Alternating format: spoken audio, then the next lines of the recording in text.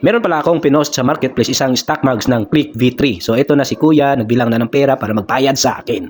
At ito, bago kami nagdandil, panoorin nyo ang buong kwento. Ano? Dandil tayo, dandil. Dandil, thank you. Yan o, si Kuya.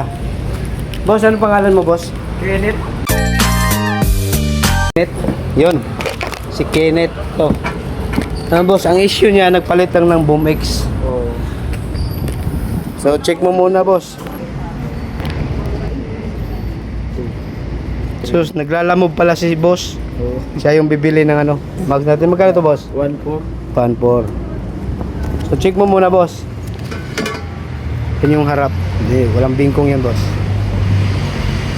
Medyo ano lang kasi di nalinisan eh. Nagpalit ng Boom X eh.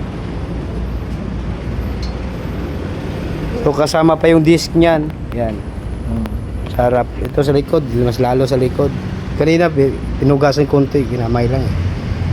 Yan. So normal naman to kasi sa silan talaga. Kailangan talagang magsilan lalo na pag mga biyaheng malayuan. Yan, boss.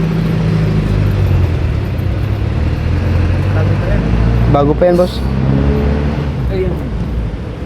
Ayun, may ano pa yun. Si bike. Oh, may ano yan, may bearing, lahat kompleto talaga yan.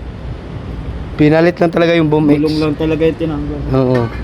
Bossing. Ibaliktad mo yung disc para hindi dito sa karton dapat. Yan. Para hindi magano. Boss, Ano? Dandil tayo, dandil. Dandil, thank you. Thank you, Kenneth. Ingat ha, ingat. Salamat. Ingat. Salamat. Yun oh.